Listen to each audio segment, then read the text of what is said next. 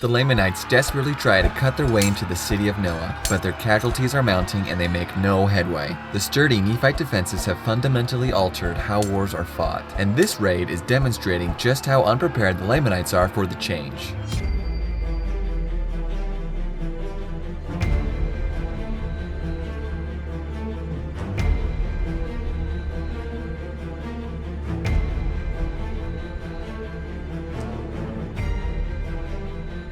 It's the 18th year of the reign of the judges. Under Moroni's leadership, the Nephites have just achieved a stunning victory over a Lamanite army near Manti. But all is not well in Zarahemla. Amalickiah is stirring up the people against the Nephite church and conspiring to become king. The movement becoming so severe, Moroni raises the iconic title of liberty and marches against Amalickiah and his followers. The outnumbered Amalickiahites flee toward the Lamanite lands and Moroni catches the main body, taking the majority back home for trial and executions. But Amalickiah escapes away with a small group and starts solidifying his power over the Lamanites instead, eventually becoming king. Wasting no time, he erects towers throughout the Lamanite lands and appoints men to inspire them against the Nephites. The Lamanites are hardly a united people, many not wanting to go to war again with the Nephites at all. Despite them, Amalickiah is able to assemble a large Lamanite raiding party. Part of my reasoning for calling it a raid instead of an invasion is Amalickiah doesn't go with them, instead placing Zoramites in charge, who are the best ones besides himself to know the easiest Nephite cities to plunder. Now, if you were these Zoramite captains, what area would you raid? The last two battles with the Nephites happened in the east, both of which the Lamanites lost, one extremely badly. Not to mention that a large portion of the Lamanite fighting men from that part of the land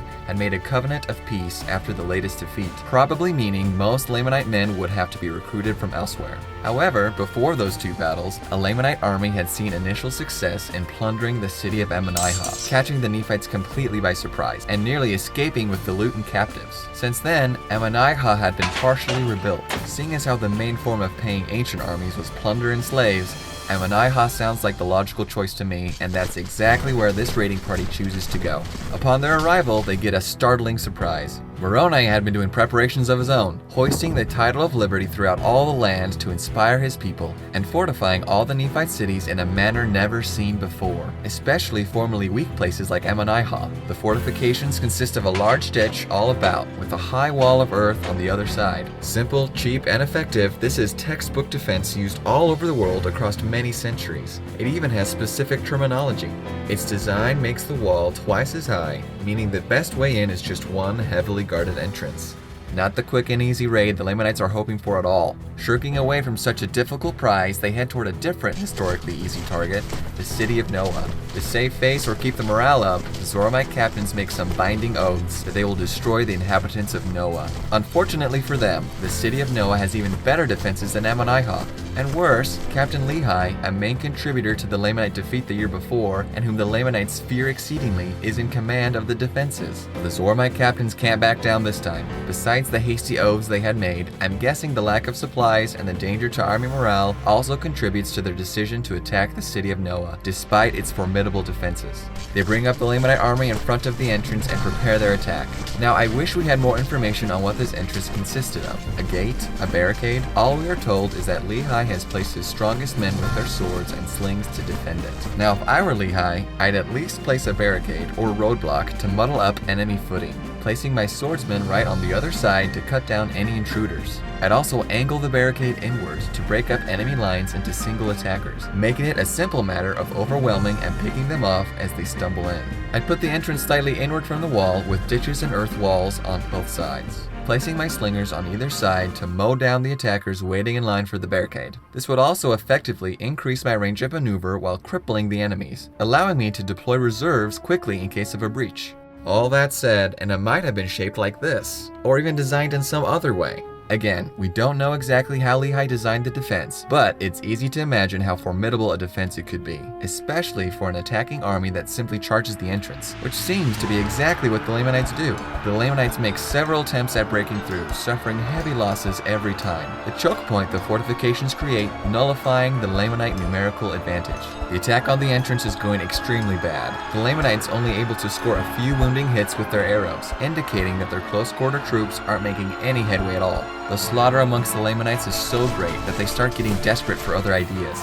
jumping into the ditches and attempting to dig down the walls of earth. But this just leads to more nightmarish conditions for the Lamanites, the record morbidly telling how the Nephite arrows and rocks sweep them away, partially filling the ditches with the Lamanite dead. Attacking by way of the ditches yields even less results than the entrance. By this point, all the captains of the Lamanites are dead, so the rest of the raiding party sulks back into the wilderness and heads home.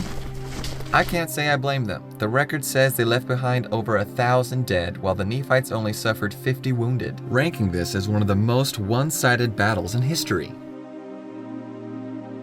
Upon hearing the news, Amalickiah is outraged and swears to drink the blood of Moroni. What an embarrassing start to his reign as king. It's worth noting that this disastrous raid for Amalickiah is just the latest in a long list of armed conflicts in the Book of Mormon that are essentially last-minute or reactionary decisions. A raid here and a stifled rebellion there, all of which are confined to different specific areas. What this latest battle signifies to me is the end of a simpler chapter in Nephite-Lamanite warfare. Between Moroni's introduction of fortified defense and Amalickiah's determination to conquer the Nephites anyway, warfare is about to enter a higher level of sophistication. Invading and subjecting the Nephites will now require an intense level of strategic planning and logistical complexity. It's no wonder that Amalickiah waits another 5 years before attempting it. Watch the next video to learn about that invasion. The conflict is far from over. When Amalickiah does strike again, the results are devastating for the Nephites. Thanks for watching.